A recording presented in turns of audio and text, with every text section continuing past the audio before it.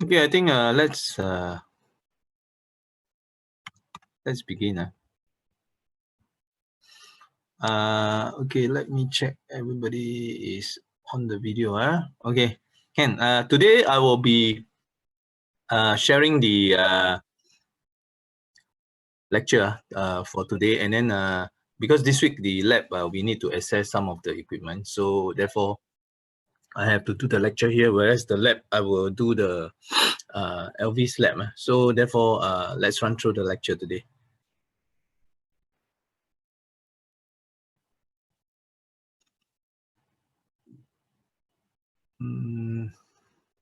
Share the computer sound.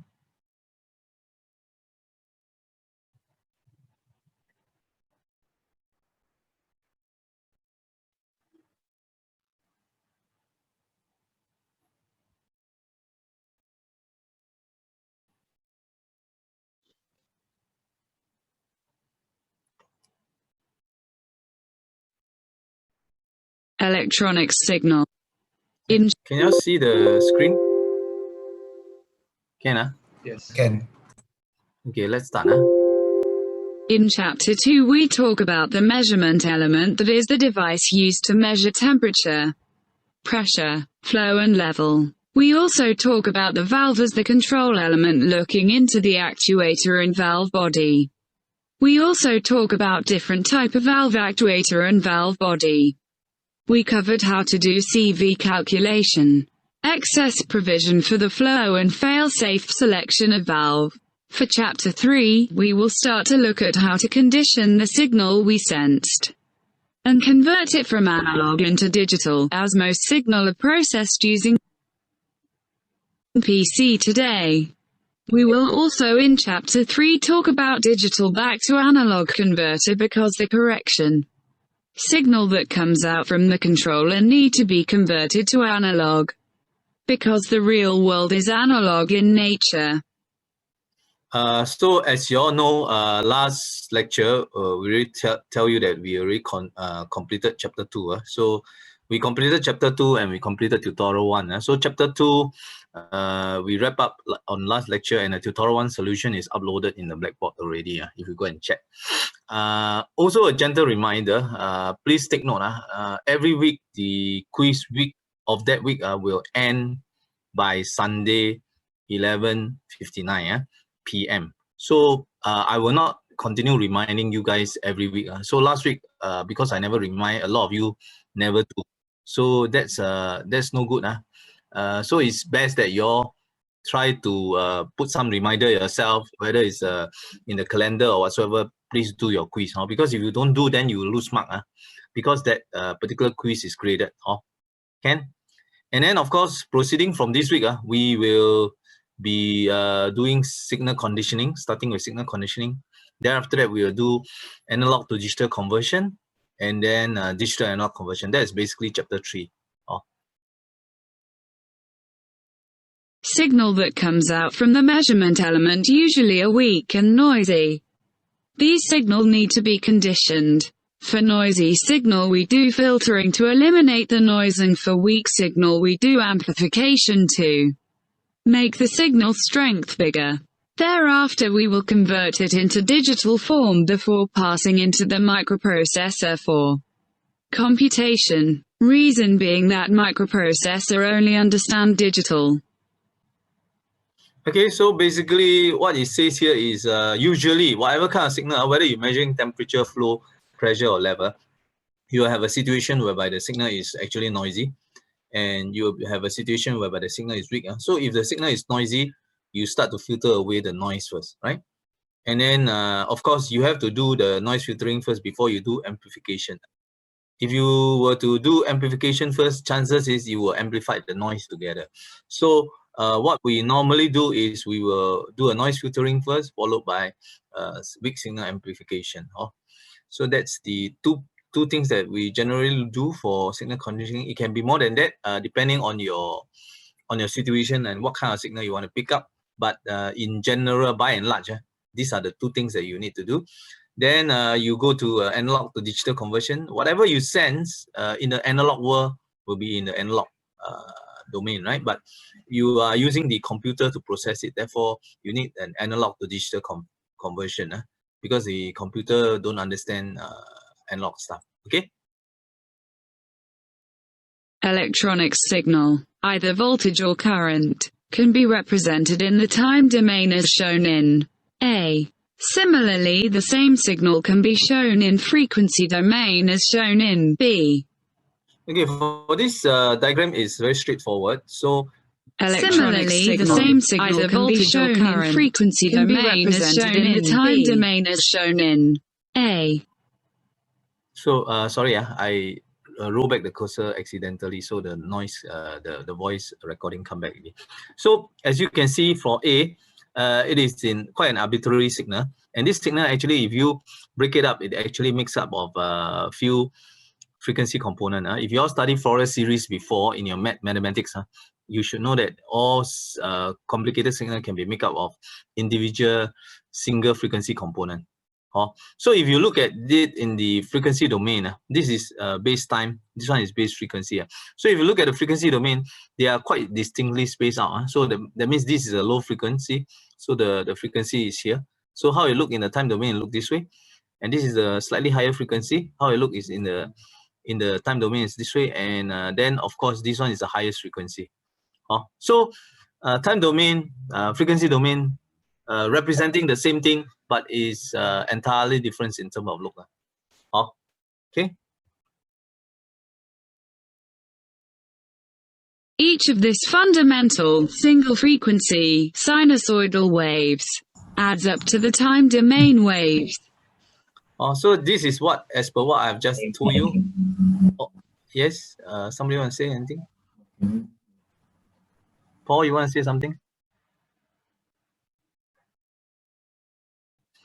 Okay, so all these single component frequency will add up to form your time domain frequency.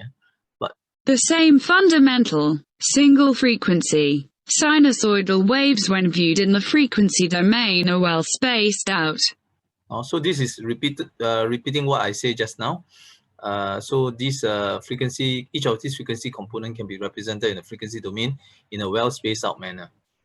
On the similar token, when noise are added to the signal becomes noisy in time domain. However, if you look at their frequency domain, they are still well spaced out. So same situation as previous page. So you can see that when we say that when you add noise to frequency, noise usually are very high frequency components, right? Can you all see? It's all very fast, right? So this high frequency component, when you add with the low frequency component. The speaker. Yes, somebody talking. Alvin, yeah? No. Huh? Nothing. Okay. So this noise and will be added up to the signal component, and then it will superimpose, looking something like that for a noisy signal, right? So of course, you look at the signal in this domain. I ask you to how to separate the noise from the signal. It is almost impossible, right? It is like trying to tell you, if I make a pail of green bean and a red bean, I mix them together and tell you, hey, go and separate them. So it's very tough, right?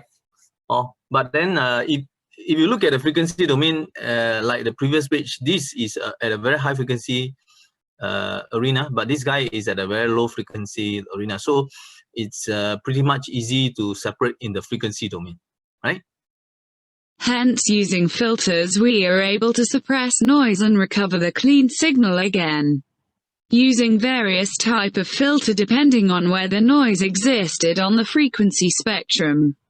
For high-frequency noise, we use a low-pass filter to pass the low-frequency signal and suppress the high-frequency noise. For low-frequency noise, we use a high-pass filter to pass the high-frequency signal and suppress the low-frequency noise. For signal between the high and low-frequency noise, a bandpass filter, which is essentially make up by a low and high pass filter to pass the in-between signal and suppress the rest of the spectrum. Now, what this slide is trying to say is that, like what I said just now, if you look at the frequency domain, these are looking at the frequency domain. The noise can be sitting in a much higher frequency band, like the case of just now. and the signal can be sitting in the low frequency band, but they are well spaced out in the entire domain, right? You can see one block here, right? One block is signal, the other block is noise.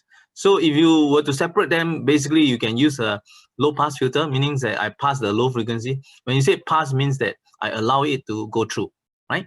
Allow it to go through. So therefore the signal, I allow it to go through, but I press down. You see, I press it down, so I actually kill or reduce the strength of the noise. So I suppress the noise in a higher frequency. So this is what we call a low pass filter to suppress the noise, right? So that is one way. Now, but of course, signal sometimes can be higher frequency than the noise. We don't just look at the case whereby the signal is lower frequency than noise. Some signal is very low frequency, very high frequency, but the noise is actually low frequency. Then how do you do it in this situation? Now, the reverse is true. So in this situation, you use a high pass filter, meaning that you will pass the high frequency component, but you will suppress the low frequency component, right? So of course, there must be a gap between the signal and the noise. So then you can use a high pass filter, right? Then how about if, let's say, the signal is existing between some low frequency noise and some high frequency noise, then you will use a band pass filter. And band pass filter node is actually made up of actually a high pass filter and a low pass filter. So with these two in combine, you can actually pass the signal, but at the same time you suppress the high frequency and the extreme low frequency noise. Okay, clear? Yeah. Below are the frequency spectrum response of each type of filter just discussed. It shows the -3 decibels cutoff frequencies, the pass band and the stop band. Pass band is when any signal or noise when within this band will be passed through. Stop band, on the other hand, will have the suppressing effect. Okay, this is just a repeat of what we just used in the previous page. Just now we use a hard solid block, right? Pass, then suppress, right? This is suppress, then pass, right? So this is a more realistic one, because as you know, things don't just go down from the very top to the very bottom in just split minute pico or nanosecond. So it doesn't happen. So it will take time for it to come down, right? Likewise, for this case, it will take time to go up. So a more gradual one. This is a more gradual one for the band pass filter, right? So if you look at it, they have a definition of three points. One point is your 3 dB level, right? 3 dB level means that the signal actually is half. If you look at signal strength per se, 0 dB means that there is no change in the signal. That means the signal input and output. Let's say you divide output by input, it is actually one time. That is called 0 dB. If you don't believe, you 20 log 1, it is actually 0 dB, right? So therefore, when a signal drop by half, become 0.5, you 20 log 0.5 is actually -3 dB. So your signal strength has already dropped by half at this point, or the -3 dB point. Okay, so this is what we mean. The filter will at the -3 dB point, we call it the cutoff frequency. All the filters, we define the cutoff frequency at -3 dB point, because you see, the filter is not a sharp angle, so we cannot exactly know where is the point to say that, hey, this is a high pass filter after what frequency or below what frequency, right? So therefore, we use a 3 dB point to identify the filter's cutoff frequency. All of them, whether it's a high pass filter, low pass filter, or band pass filter, these frequency per se are the cutoff frequency for the high pass filter and low pass filter respectively.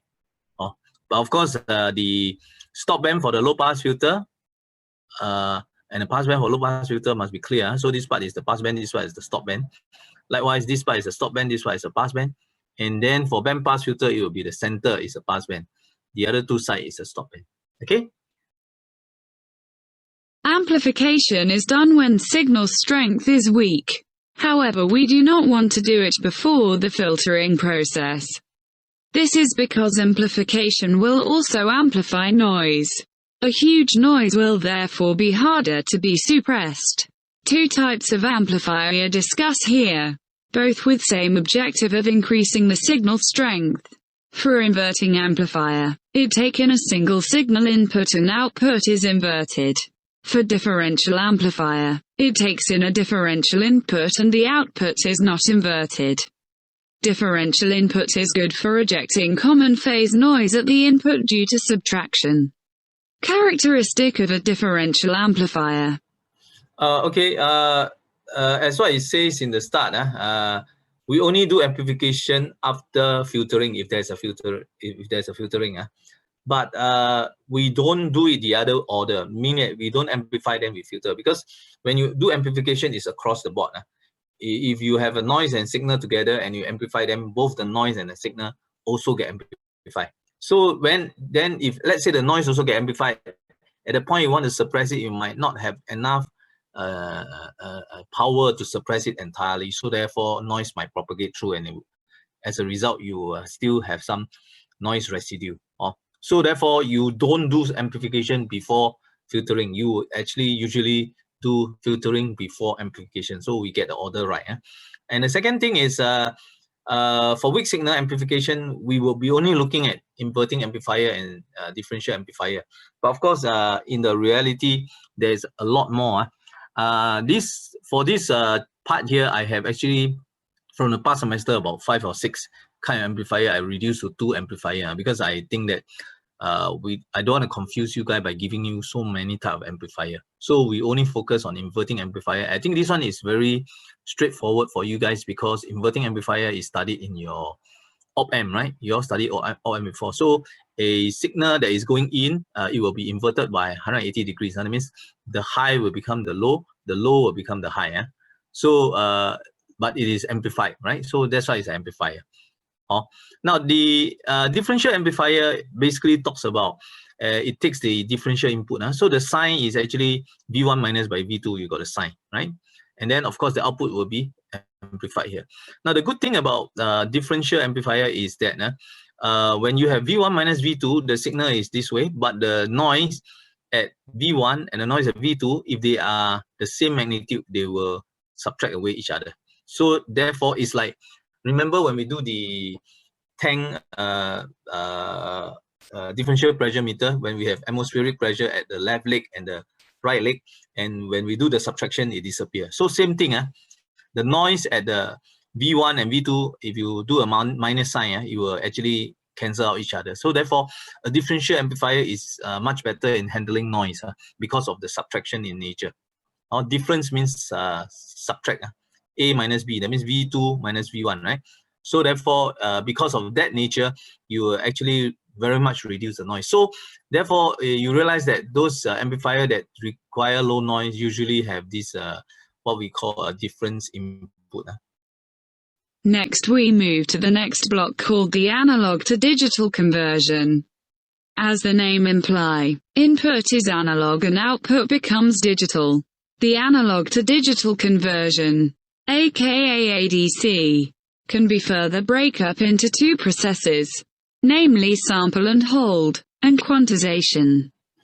Okay, what we see here is after the signal conditioning, you may not have a very good signal, but then at least it's a signal that can be detected and can be make comparison with some references. So therefore, this signal is good enough for processing. But then, however, because it is analog in nature, and we know that all computers and processors are all in terms of digital. They don't work in the analog domain, so they don't understand basically what is analog. But if you tell them digital, which we are not good in digital, then they will understand. So therefore, from analog world to the digital world, which is the machine world, we have to actually do an analog to digital conversion. And analog to digital conversion basically involve 2 processes. First of all, you got to sample your analog signal and hold it. Then you got to do a quantization, meaning that you change the analog quantity into an actual digital quantity. We call it a quantization. Sample and hold is basically to discretize the continuous analog signal. The process of discretization is to take samples, not every points, of the analog signal at a Nyquist rate, before it is hold and converted quantization into its digital equivalent.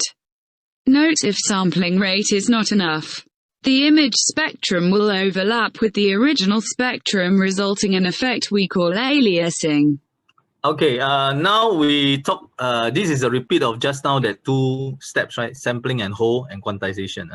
Now, sampling and hold, basically, you got to sample at the correct rate. Now, if you look at this FS means sampling frequency. If you sample at too low a frequency, there will be an overlap of spectrum. So, if you look at it, this is the original signal spectrum. But when we take sample and hold, there will be image spectrum that is repeatedly generated at sampling interval. This is a sampling interval. All these are sampling interval. Okay. And if you have this sampling interval not spaced well far enough, then aliasing will occur. For example, this guy, it is spaced very nicely with a little bit of gap, so they don't cross each other. This guy, they start to cross. When this guy cross a lot, this is what we call aliasing. So there is this guy called Shannon-Nyquist. He has a theorem that says that when you do a sampling, you must sample the signal such a way that it is more than 2 F max signal. That means the signal maximum frequency more than 2 times of it. Then this is what we call the Shannon-Nyquist theorem, whereby you have to make your frequency to be greater than that, which is this case here. It is greater than that. Now this is the case whereby it don't follow. When you don't follow Fs greater than 2 Fs, 2 F signal max, then it will be having this aliasing problem. That's why it's less than, right? Less than, it will be aliasing problem. Okay. Of course, then after that, you do the quantization, meaning that each of these level that you sample out, you do a quantity into a digital. Please go through the tutorial 4. Now, this chapter, I'm only touching the surface of what do you say, the sampling and quantization. But next chapter, I will be touching more into the actual process of how to sample, how to quantize, and I'll give you a more detailed description on that. Okay, so let's now do the 2 tutorial questions. One is on filtering and one is on signal conditioning quantization, right?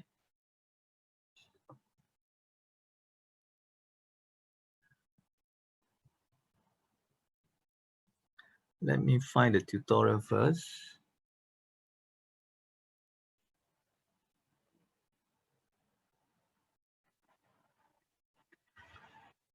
So today is actually tutorial 2.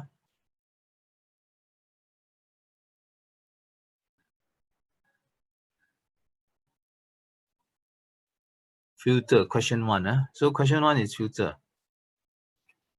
Let me zoom this first. And I share this. Can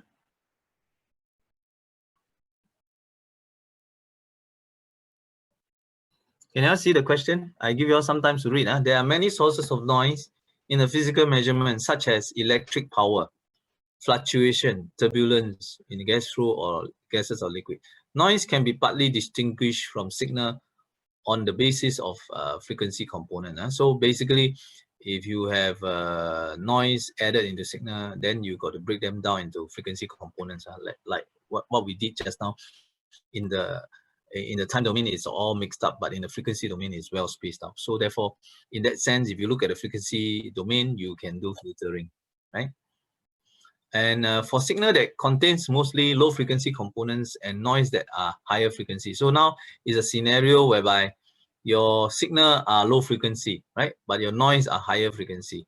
So it resembles the first figure, right? That I showed just now. So the suitable type of filter for this situation. So which type of filter do you think it should be? Anybody? Name the type of filter that should be used for low frequency signal and high frequency noise. Can anyone tell me? Remember just now, let's take a look. What did we say just now?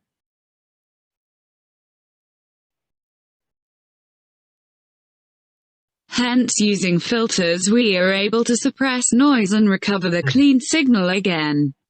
using various So you type can of filter see depending on where the let's noise do something first existed on the because frequency it's very spectrum. disrupting there. For high-frequency noise, we use a low-pass filter to pass the low-frequency signal and suppress the high-frequency noise. For low-frequency noise, we use a high-pass filter to pass the high-frequency signal and suppress the low-frequency noise. For signal between the high and low-frequency noise, a bandpass filter which is essentially make up by a low and high pass filter to pass the in-between signal and suppress the rest of the spectrum. Okay, you can see that just now the tutorial question 1, it says a high frequency noise, which is a noise must be high frequency than the signal, right?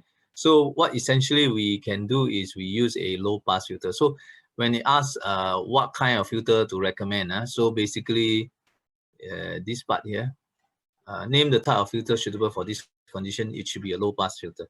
Then they ask you to sketch the transfer characteristic. What is the transfer characteristic?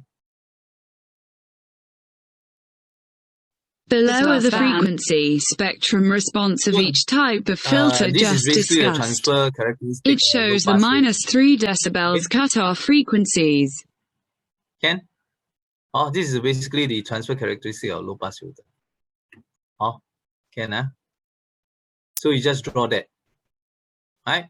Label and define the cutoff frequency, pass band, and stop band. So if you look at that, just now that curve, you can see that cutoff frequency is 3 dB point, which is here, pass band and stop band. So you got to define this thing. Can? And then define the term aliasing and explain how aliasing can be minimized. Now this one you saw it. Below are the frequency. Amplification is different. Next, sample and hold is basically to discretize the continuous analog signal. The process of discretization is to take samples, not every points, of the analog signal at a Nyquist rate, before it is held and converted quantization into its digital equivalent.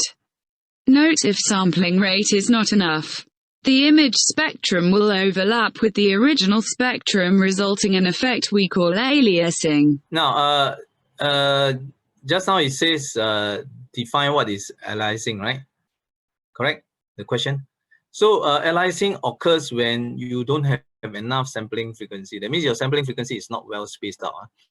And then as a result, you got overlap of spectrum. That means your original spectrum and your high frequency spectrum, the image spectrum. So as a result of it, you get overlapping, and overlapping we call it aliasing. And this aliasing in the frequency domain is just overlapping, but in the time domain it get the signal to be distorted. Maybe I should illustrate this this point. Maybe I go to whiteboard, share. Now, as you all know, give me a while. Let me set up the pen so that I can draw nicely.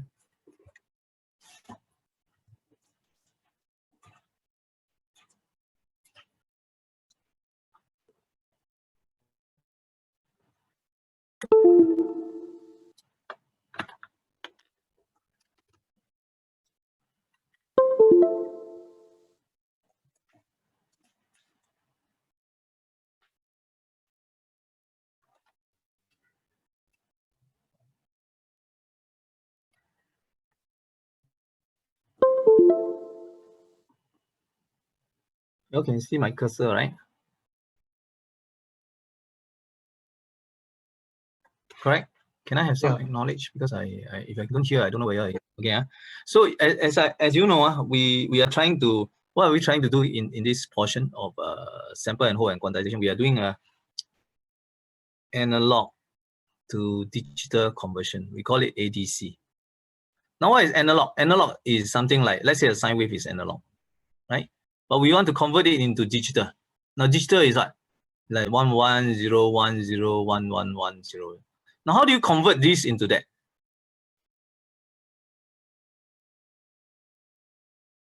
Any idea? Anybody, any idea? How?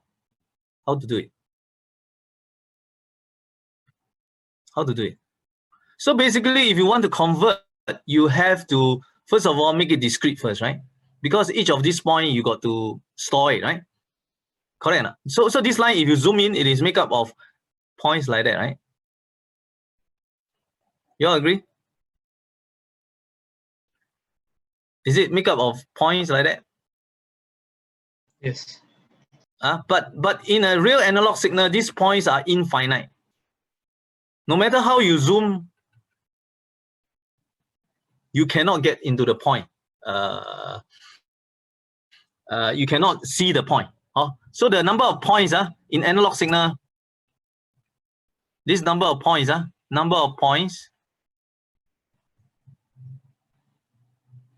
is infinite. You know what is infinite, right? Very big, very huge. The mathematical term is infinity, right? So analog points, number of points is infinite. You cannot even see dot. So if you have an infinite point and you convert into, let's say, 1 point, I convert into, let's say, 8 bits, right? So for infinite points, it'll be how many bits? Infinite times 8 bits. So it's also equals to infinite bits. Now, if you have infinite bits, what will happen to your memory or whatever digital processor? What happened? Memory will get overflow, right? Then your computation will slow down, right? Because when your have you all ever experienced whereby if you start to open a very huge file, what happened to your computer? Is either slow down or hang, correct or not? Agree? So therefore, this infinite thing is no good. It's no good.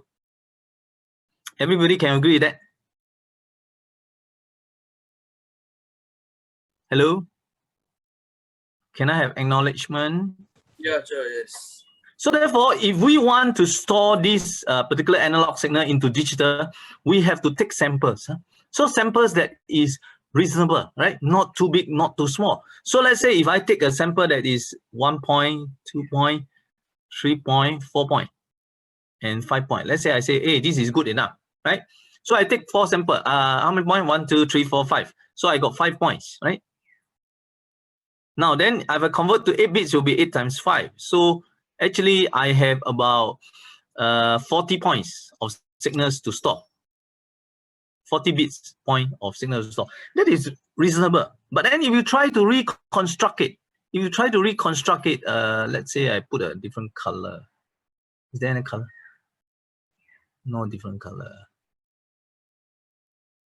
No palette, never mind. Now, if I try to reconstruct it back, I start to join the points. Does it look like the original sine wave? After that, hello? Does it look like the original sine wave? No. This is what we call aliasing have occurred.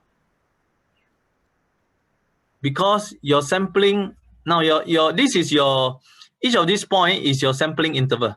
This is your T of S. And sampling frequency is actually what? 1 over T of S. Right?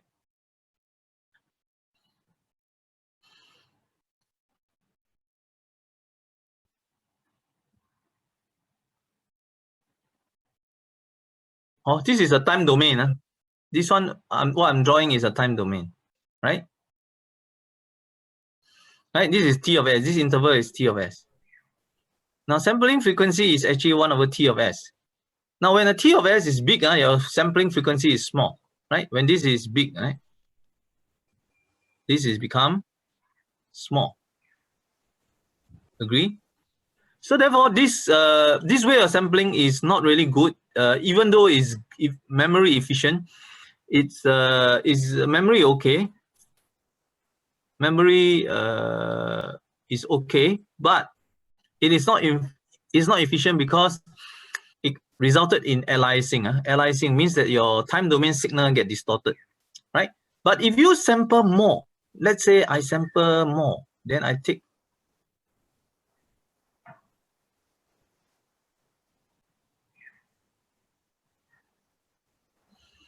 I don't know how many points there. Maybe about 20 points, I assume, or maybe about 20 points, right? Then I got 8 times 20, right? So 8 times 2 is 160. 8 times 2, 160 points, about there. Now with that, memory is still okay, right? Because compared to infinite, this 160 point is still better than infinite, right? So therefore, memory is still okay. So I can say memory okay, right? But at the same time, if I check for aliasing, you can actually pretty much trace back, right? So therefore, in the time domain, is there any aliasing? Any aliasing? No, no aliasing. Because why? You can trace back. So therefore, if you look at the interval per se, the interval, the TS, now the TS has dropped, right? It's small. So the frequency domain is become bigger. Huh? So you look at it, when you start to have more samples, means that your sampling frequency has to be more, right? More points. So therefore, as a result, there's no aliasing. Clear so far? Clear. Clear. Now, I'm going to clean up this page. If you want to take a picture or you want to snap it, you may do so. Print screen or whatsoever, you may do so, and then paste inside Word document, because I don't know if you would be able to still be able to recall. Can I move to the next page by clearing? Because I got some more other concept to illustrate.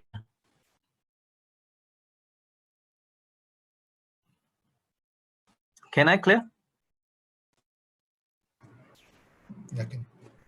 Can Okay. Just now I just talked about a sampling, right? Now each time you do a sampling, where's my okay. Each time you do sampling, you're discretizing. That means you make the sine wave, instead of continuous wave, it becomes discrete. You understand what is discretization? Means that that means the signal will only come out at this point and then go down again. It's like spikes. You understand how to do it? If you zoom it, it look like that maybe, and like that, and like that. This is what I mean by discretize. Oh, these are the sample points. Can you follow me? It's like sharp pulses. When you take a sample, it becomes like that. It becomes this. This is called sampling.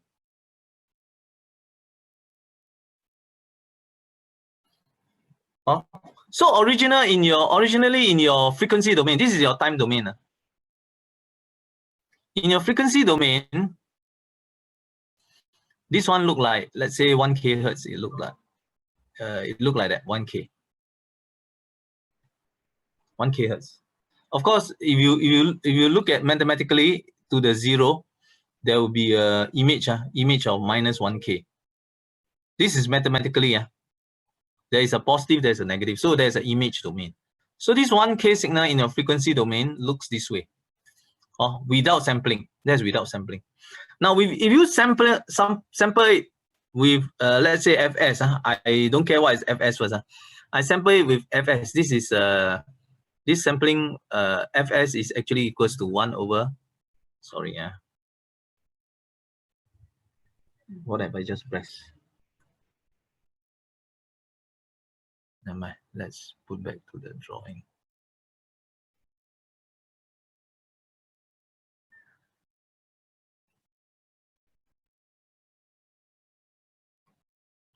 I just changed to select. I can't draw anymore.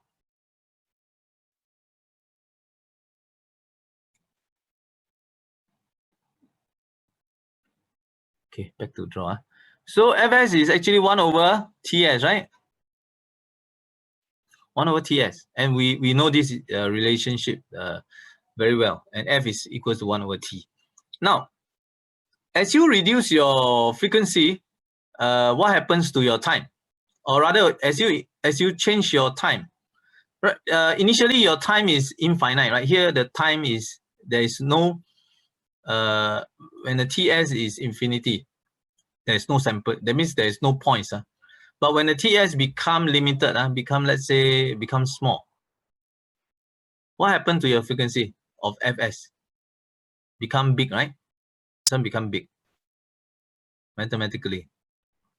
So what happens when you do this sampling? You are essentially creating. Just now, this is your image, right? So this is your original spectrum,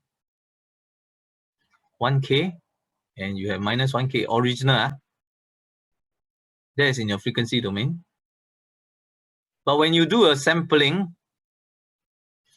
by discretizing it, you are actually going to the sampling frequency, and your sampling frequency plus 1K,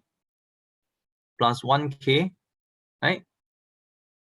That means Fs plus 1K. Then this one is Fs, this point is Fs minus 1K hertz. This point is Fs plus 1K, this point is Fs minus 1K, and this is Fs. And it happens for the harmonics of Fs, right? 2Fs also the same thing.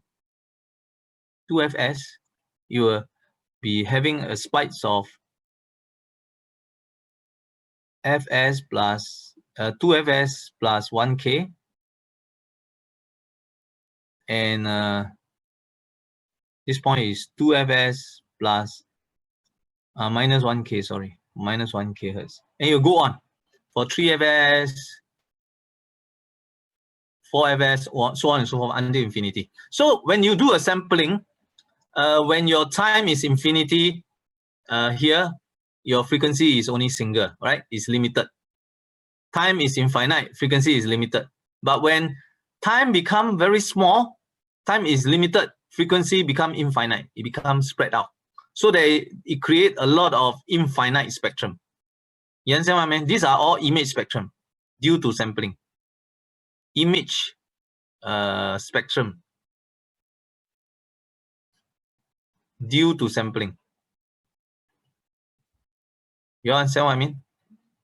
So it's like drawing a spectrum here. Let's say instead of one frequency, my signal is like that, is multiple frequency. So it's like drawing this guy here. So you created this thing. Now, what happens if you didn't sample enough? That means your sampling frequency is not big enough. So this separation, if it is not big enough, then it will overlap. Once you overlap, meaning that aliasing occur. But if you don't overlap, then if you don't overlap over here, then your image spectrum will not overlap with your original. This is the original spectrum. Your image spectrum will not overlap with your original spectrum, so therefore there is no aliasing occur. So therefore, of course, this point from 0 onward, this is a positive side. Positive side. Also, there is the image for a negative side. That means this is negative Fs, and so on and so forth. So it go infinite. Once you time limit in the frequency domain is spread out. Follow me so far? So this is the concept on the sampling. Once you sample, it becomes like that. You got to know all this because later part, some of the question I will ask you to plot the frequency spectrum. Okay? Is it clear? You all need clarification? You can ask me question if you like. Any question? No question. No question. Can understand? If can understand, we'll proceed to the next question. Let me proceed to the next question. What's the time now? Not yet. Today is very short. The session. Let's go to which question? Let me see first. What is the next question that we need to discuss?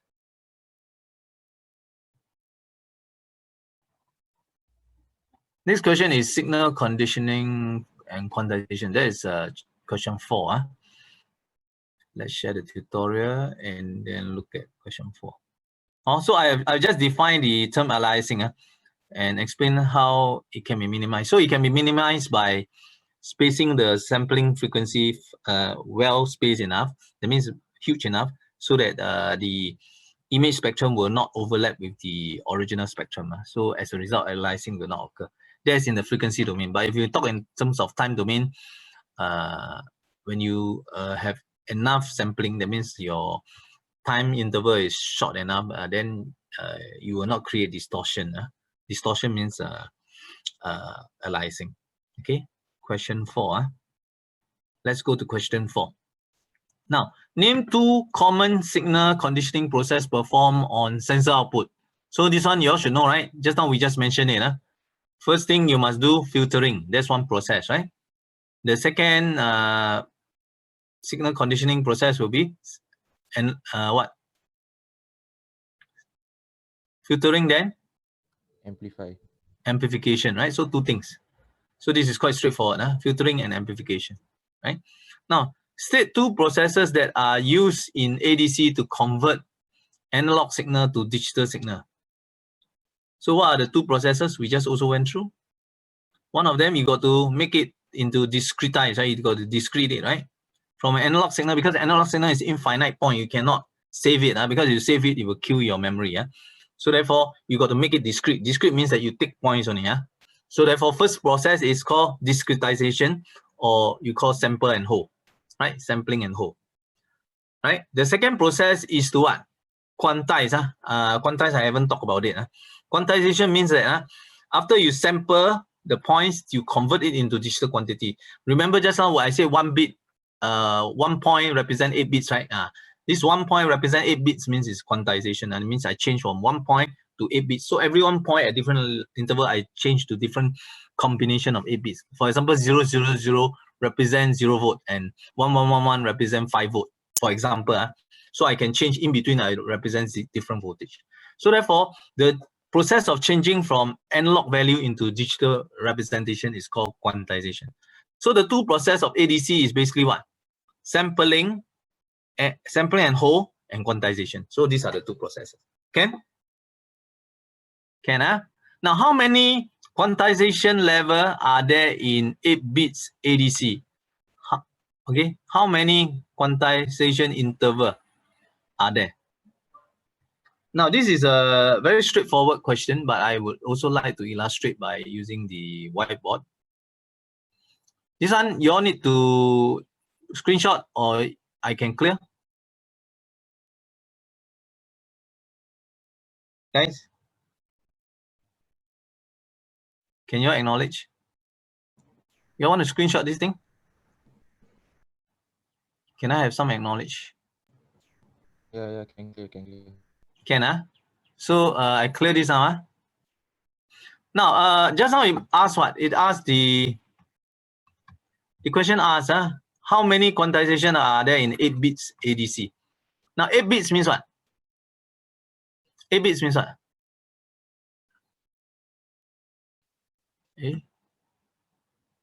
Now you are looking at whiteboard or looking at the tutorial question? Whiteboard. Whiteboard. Now, 8 bits means that every single points that I take,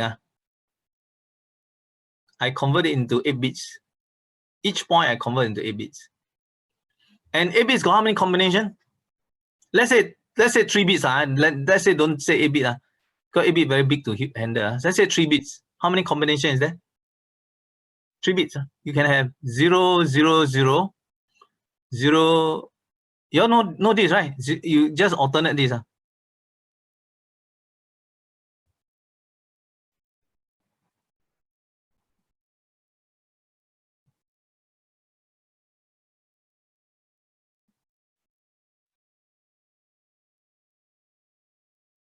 There's how many level? There is actually 1, 2, 3, 4, 5, 6, 7, 8. How I achieve this? For the first bit, let me say D0, I will flip every step I go. Right? D0, I flip every step I go. Now D1 is I flip every 2 steps. That means 0, 0, 1, 1, 0, 0, 1, 1. Then D2, I flip every 4 steps.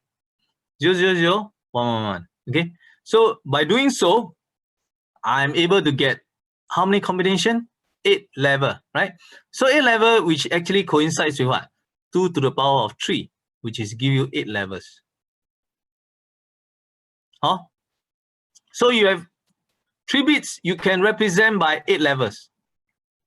Follow me so far? So in the tutorial question, it says that it is an 8-bit ADC. So 8 bits will be how much? This is a bits, number of bits. So if 8 bits will be how many level? 2 to the power of 8 is what?